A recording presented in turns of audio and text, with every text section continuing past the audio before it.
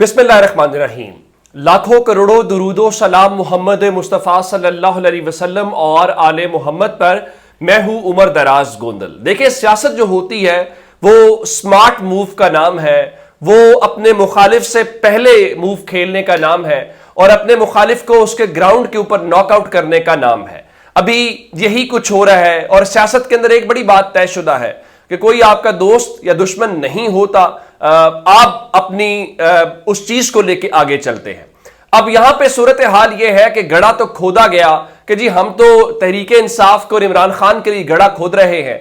देखिए, यहां पे चीजें तब्दील होने में देर नहीं लगती और मैं आपको बार बार एक जुमला दोहराता रहा हूं कि पाकिस्तान में ना कभी सफा या पेज एक जैसा रहता है और ना ही हालातों वाकयात एक जैसे रहते हैं। बिल्कुल ऐसा ही हुआ है। पाकिस्तान तहरीक इंसाफ की टीम ने मौका देख के नहले के ऊपर दहला खेल दिया है। अब ये बैठे रहे और देखते रहे। मैं आपके सामने सबसे पहले आपको बताना चाहता हूं, चूंकि आज इलेक्शन की तारीख का ऐलान हुआ और इलेक्शन की जो तारीख है उसको लेके अगर गरीदा फारूकी जैसे लोग ये कहें कि इलेक्शन कमीशन ने महीने का ऐलान तो कर दिया है लेकिन तारीख का ऐलान नहीं किया, जिस तरह से तारीख तयशुदा नहीं है उसी तरह से नवाज शरीफ की वापसी की तारीख भी तयशुदा नहीं है। और उधर नवाज शरीफ की साहबजादी मरियम नवाज जो है वो लंदन पहुंच गई हैं, शहबाज शरीफ भी रास्ते में है, वो भी पहुंच जाएंगे। लेकिन अब सूरत हाल यह है कि सुनो न्यूज के मुताबिक अगर नवाज शरीफ वतन वापस आते हैं तो उनको फौरी तौर पे कोई अदालतों से रिलीफ मिलने का इम्कान नहीं है। यही बात मैंने बैरिस्टर ज़फरुल्लाह के हवाले से बताई थी, जो कह रहे थे कि अगर अबूरी जमानत मंजूर ना हुई तो नवाज शरीफ जेल जाएंगे, इसके अलावा कोई चारा भी नहीं है।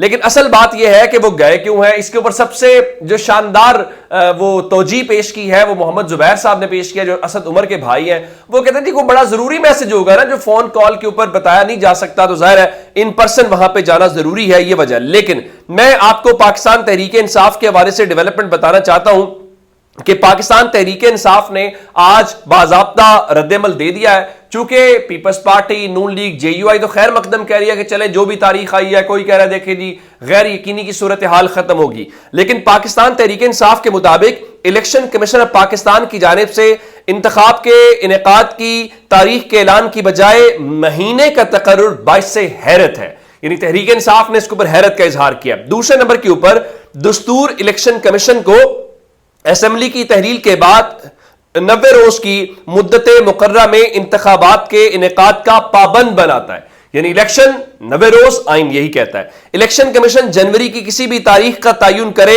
वो 90 रोजा दस्तूरी मुद्दत से बाहर होगी। यानी वो महीने का तो कह रहे हैं, तारीख नहीं बता रहे, और जो मर्जी तारीख रखें, चूंकि 6 नवंबर को आपका वो टाइम पूरा हो रहा है, तो उसके बाद जो है वो आप 90 रोज से बाहर होंगे। उनके मुताबिक जो 90 रोज में इंतखाबात के इनेकाद का मामला सुप्रीम कोर्ट में जेर समात है। सुप्रीम कोर्ट की जानिब से मामले के हतमी फैसले तक 90 रोज से बाहर किसी भी तारीख को कौम के लिए कबूल करना मुमकिन नहीं है। इलेक्शन कमीशन साफ, शफाफ और गैर जानिबदाराना इंतखाबात के लिए आइन के तहत मतलूब माहौल कायम करने में भी नाकाम है। पाकिस्तान के इंतखाबी अमल की सबसे बड़ी फरीक सियासी जमात तहरीक इंसाफ को बदतरीन रियासती जबर का निशाना बनाकर इंतखाब की दौड़ से बाहर करने के लिए एड़ी चोटी का जोर लगाया जा रहा है। जिसका मतलब यह है कि पाकिस्तान तहरीक इंसाफ ने हैरत का इजहार करते हुए जो तारीख दी है इसको मुस्तरद कर दिया है। और एक्सप्रेस न्यूज के मुताबिक इलेक्शन के इस मामले को पाकिस्तान तहरीक इंसाफ ने अदालतों के अंदर रुजू और चैलेंज करने का फैसला कर लिया। अब बारी आगे जस्टिस काजी फायज ईसा की, उनका इम्तिहान है। वो बेशक कहते रहे कि जी प्रैक्टिस एंड प्रोसीजर बिल का फैसला होने तक हसास नौयत के जो मुकदमात हैं उनको समाअत के लिए मुकर्रर नहीं किया जाएगा। अगर आप कौम के मुस्तकबिल को, दस्तूर को गैर जरूरी समझते हैं तो जनाब जरूर कीजिए, लेकिन तहरीक इंसाफ या बाकी सियासी जमातों का फर्ज जरूर है कि वो उसको चैलेंज करें। मैं आपके सामने उस नहले के ऊपर दहले के हवाले से बताना चाहता हूं कि इस वक्त बहुत सारी चीजें, खबरें हैं कि कोशिश हो रही है कोई मुलाकातें की, बातें की, बहुत सारी चीजें। जिस तरह मैंने आपको मोहम्मद अली दुरानी की मिसाल दी थी कि आज उनकी मुलाकात हुई है, ये दूसरी मुलाकात थी और ऐवान सदर से इस मुलाकात की तस्वीर भी जारी हुई है, उसका एलामिया भी जारी हुआ है। जिसके बाद जो अब सबसे बड़ी डेवलपमेंट, जिसको मैं नहले के ऊपर दहला कह रहा हूं, मोहम्मद अली दुरानी जो है उन्होंने पाकिस्तान तहरीक इंसाफ के वफ्द के साथ भी मुलाकात की है सदर पाकिस्तान के बाद।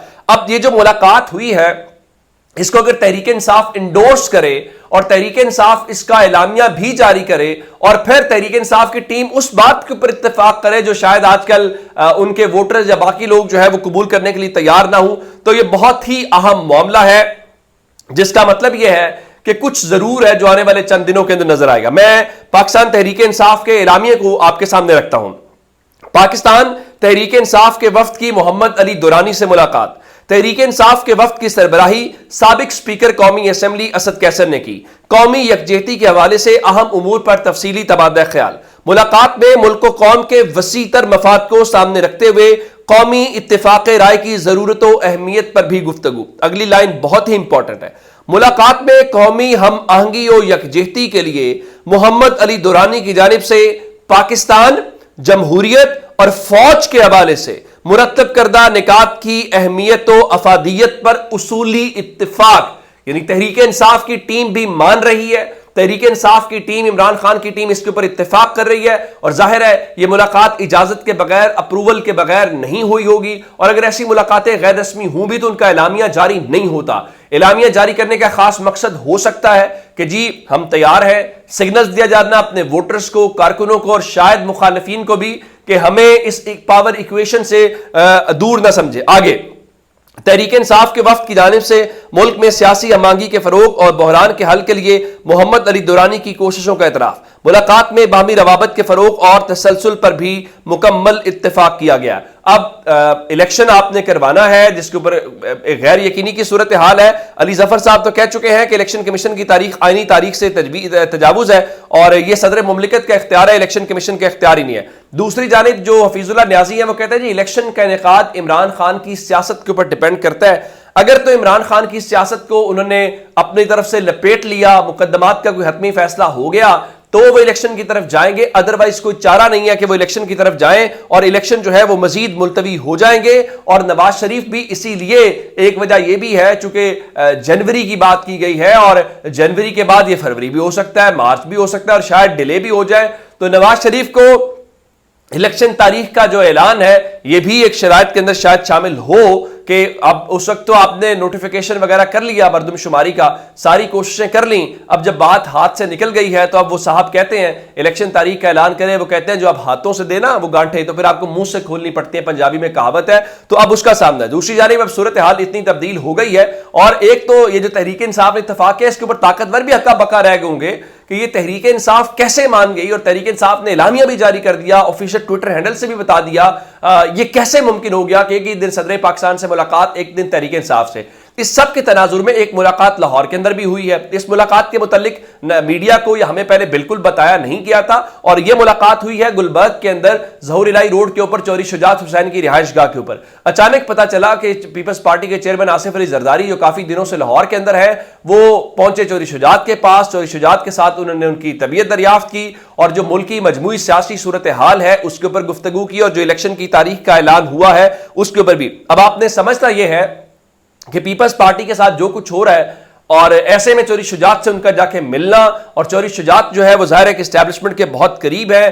دوسری تحریک انصاف سے ملاقاتیں ہونا اور ان ملاقاتوں کے بعد اعلامیہ جاری ہونا، تو یہ تھوڑے سے ڈاٹس آپ کنیکٹ کریں گے تو اب آپ کو سمجھ آئے گی کہ معاملہ کس طرف جو ہے وہ جاتا ہوا نظر آ رہا ہے. اور اب ہوگا کیا؟ اب ہوگا یہ کہ اس کی وجہ بتا دیتا ہوں کہ آج میں نے آپ کو بتایا تھا کہ وہ سامان تو پہنچ گیا احتساب عدالتوں کے اندر جہاں پہ ٹرک آئے ہیں اور ان کے اندر ان کے مختلف جو کیسز ہیں وہ بحال ہو گئے ہیں. لیکن اصل خبر یہ ہے کہ نیب نے اس حوالے سے کارروائیاں کرنے کے لیے جو حساس ادارے ہیں، یعنی جو انٹیلیجنس کے ادارے ہیں، خفیہ ادارے ہیں، ان کے افسران کی خدمات کا فیصلہ کیا ہے اور نیب نے اہم عہدوں پر تقرریوں کے لیے ڈیپوٹیشن پر انٹیلیجنس اداروں سے افسران مانگ لیے ہیں. اب اس کا مطلب یہ ہے کہ یہ سب کچھ ہوگا، کیسے ہوگا، کس کی خواہش کے اوپر ہوگا، کون اس کو لیڈ کرے گا، کس نہج کے اوپر ہوگا، کون ٹارگٹ ہوگا، یہ خود یہ تقرریاں بتا رہی ہیں اور آئندہ آنے والے چند ہفتے اور چند دن جو ہے وہ بہت کلیئرٹی کے ساتھ بتا دیں گے. اپنا بہت سا خیال رکھیے گا. خدا حافظ.